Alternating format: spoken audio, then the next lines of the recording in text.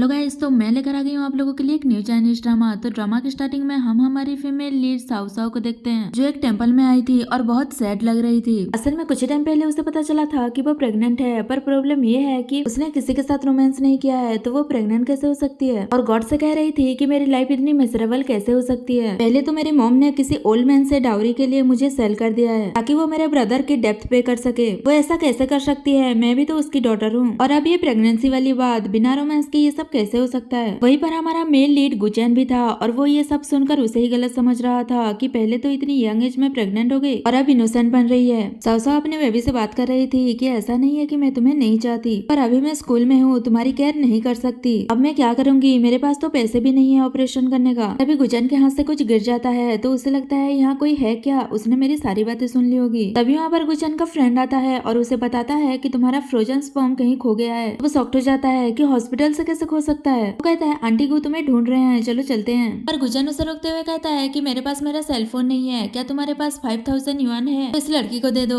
वो तो पहले उसे अलग ही नजर से देखता है और फिर कहता है कि 5000 की ही बात है ना, कोई प्रॉब्लम नहीं है, कहकर वो उसे दे रहा था। और साओ साओ लेने से मना कर रही थी कि मैं कैसे ले सकती हूँ। गुचैन उसे पैसे देते हुए कहता है कि अब तुम सही रास्ते पर आई हो तो इम्पल्सिव होकर अपना फ्यूचर बर्बाद मत करो, ये रख लो। वो उसे थैंक यू मास्टर कहती है, पर वो उसे मास्टर कहने से मना करता है। फ्रेंड कहता है क्या अब तुम चलोगे, तो वो उसके साथ चला जाता है। साओ साओ भी वहाँ से जा रही थी, तभी उसे उसके मॉम का फोन आता है और वो कहती है कि तुम अभी तक घर क्यों नहीं आई हो, जल्दी घर वापस आओ। तो वो थोड़ी देर में अपने घर पहुंच जाती है। तो घर आते ही उसकी मॉम उसे पैसे मांगती है, तो बताती है कि मुझे अभी पार्ट टाइम जॉब नहीं मिला तो मेरे पास पैसे भी नहीं है। मॉम कहती है तुम्हारे स्कॉलरशिप तो होगा ना, तो कहती है स्कॉलरशिप के पैसे मैंने ट्यूशन में दे दिया। तो सुनते ही उसका ब्रदर कहता है अगर तुम पैसा नहीं ला सकती तो बॉस सन से मैरिज कर लो, भले ही तुमने डिनर मिस कर दिया था पर अभी भी वो तुम्हारा वेट कर रहा है। साओ साओ मना कर देती है कि मुझे उससे मैरिज नहीं करना, अगर तुम चाहते हो तो तुम ही कर लो। तो गुस्सा करते हुए कहता है कि तुम्हें पसंद हो या ना हो, तुम्हें उससे मैरिज करना ही होगा। मुझे अपनी गर्लफ्रेंड को 60,000 डाउरी देकर उसे प्रपोज भी करना है। तो कहती है अगर तुम्हें वो पैसे खर्च करना है तो तुम ही जाकर उसे मैरिज कर लो। तो उस पर और गुस्सा करने वाला था, पर तभी साओ साओ को पार्ट टाइम जॉब के लिए फोन आ जाता है। तो कहती है कि मैं कल आ जाऊंगी। वही फ्रेंड उसे कह रहा था कि तुम्हारी उम्र में लड़के अपने करियर पर ध्यान देकर मैरिज वगैरह कर कर घर बसा लेते हैं, पर तुम तो अपनी लाइफ से इतना निराश हो गए हो कि मॉन्क बनने का डिसाइड किया है। अब तक तो आंटी गु को भी तुम्हारे स्पर्म मिसिंग होने के बारे में पता चल गया होगा। और फिर पास्ट का सीन देखते हैं जहाँ उसकी मॉम परेशान हो रही थी कि मेरे 3 बेटे हैं, पर उनमें से मैं एक को भी अपने पास नहीं रख सकती क्योंकि फर्स्ट वाला प्रीस्ट बन चुका है और सेकंड वाला मॉन्क बन चुका है, और तुम हो जो हर दिन माउंटेन पर मेडिटेट करने के लिए चले जाते हो, और अब तुम नसबंदी करवाना चाहते हो। अगर तुम ऐसा करोगे तो फैमिली वेल्थ को कौन इनहेरिट करेगा। 3 सन होने के बावजूद भी फैमिली वेल्थ को इनहेरिट करने के लिए कोई नहीं होगा। गुचैन कहता है कि मैंने डिसाइड कर लिया है कल्टीवेट करने का और उसके लिए मैं ये जरूर करूंगा। तभी उसका फ्रेंड आइडिया देता है कि क्यों ना हम तुम्हारे स्पर्म को फ्रीज कर दें, मतलब कि अगर तुम फ्यूचर में किसी को लाइक करके मैरिज वगैरह करना चाहो तो कर सकते हो, पर अगर नहीं तो हम आईवीएफ करवा सकते हैं। इससे आंटी को उनके फैमिली के लिए हायर भी मिल जाएगा और तुम अपने प्रैक्टिस भी कर सकते हो। मॉम तो मान गई थी पर वो मना कर रहा था कि इसकी कोई जरूरत नहीं है। फिर जैसे तैसे करके मॉम ने उसे मना लिया था, पर अब वो वीक हो गया। नेक्स्ट सीन में हॉस्पिटल का डायरेक्टर उन्हें एक्सप्लेन कर रहा था कि मिस यू बहुत टाइम से मिस्टर गु को एडमायर कर रही थी, और जैसे ही उसे इस सब के बारे में पता चला तो उन्होंने एक डॉक्टर को हाई प्राइस देकर ब्राइब किया था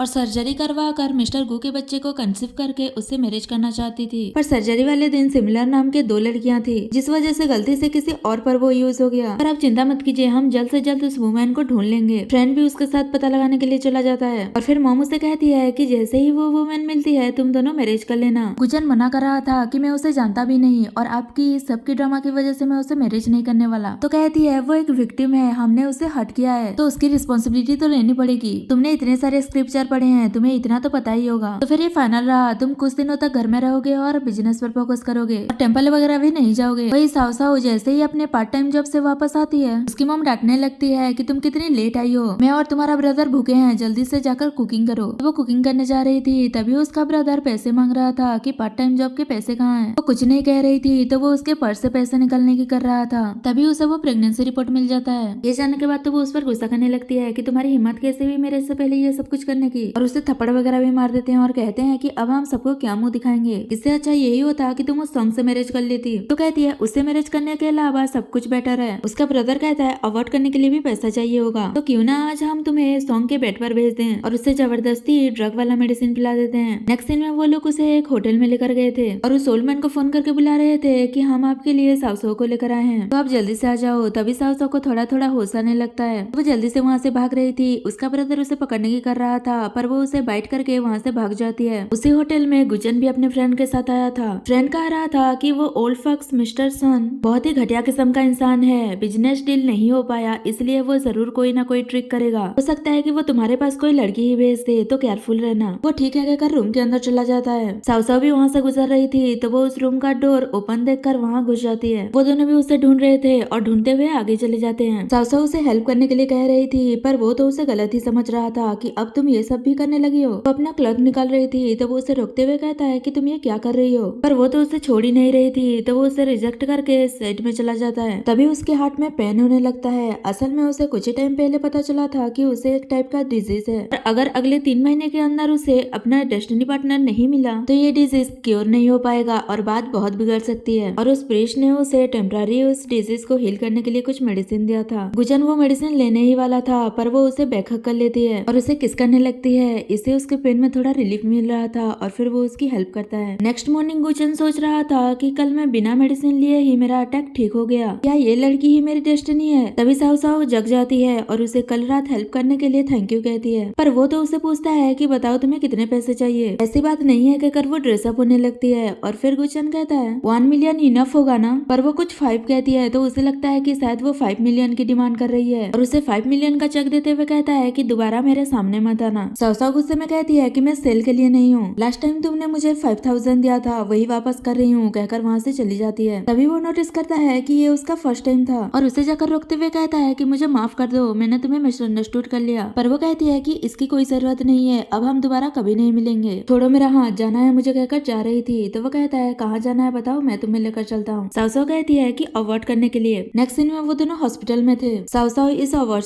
से बहुत ही सैड थी। गुजन पूछता है कि तुम प्रेग्नेंट कैसे हो गई, तो वो याद करती है कि जब उसने अपनी हेल्थ सर्टिफिकेट के लिए चेकअप करवाने गई थी तो शायद डॉक्टर ने गलती से ये सर्जरी परफॉर्म कर दिया, और बताती है कि शायद लास्ट चेकअप में कुछ गड़बड़ हो गया था। गुजन उसे इतना सैड देकर कहता है कि तुम इस बेबी को रखना चाहो तो रख सकती हो, मैं तुम्हारी हेल्प करूंगा, पर उसके बदले तुम्हें मेरे साथ 3 महीने रहना होगा कुछ वेरीफाई करने के लिए। पर वो मना कर देती है कि मैं सेल के लिए नहीं हूँ। तो कहता है मेरा कहने का मतलब ये नहीं था। साउसाउ कहती है पैसा ही एक रीजन नहीं है अबॉर्ट करने का, असल में मैं नहीं चाहती कि मेरा बेबी बिना डैड के पैदा हो, क्योंकि बाद में उसे लोग जज करेंगे और बास्टर्ड कहेंगे, जो मैं नहीं चाहती। मैंने डिसाइड कर लिया है अबॉर्ट करने का। तभी उसका नंबर आ जाता है तो वो अंदर चली जाती है। तभी डॉक्टर कहता है कि लास्ट चेकअप में तुम्हारी हेल्थ बहुत ही पुअर था, अगर तुम ये सर्जरी अब करवाती हो तो शायद फ्यूचर में तुम कभी और कंसीव नहीं कर पाओगी। वही गुजन को उसके फ्रेंड का फोन आता है और कहता है कि वो लड़की मिल गई है, पर उसने अवर्सन करने के लिए तुम्हारी फैमिली हॉस्पिटल में अपॉइंटमेंट लिया है। तो वो सोचता है कि ये कैसे कोइंसिडेंट हो सकता है और वो उस लड़की का नाम पूछता है, और जैसे ही फ्रेंड यू साउ बताता है तो वो समझ जाता है कि यही वो लड़की है, क्योंकि उसने उसके रिपोर्ट पर नाम पढ़ लिया था।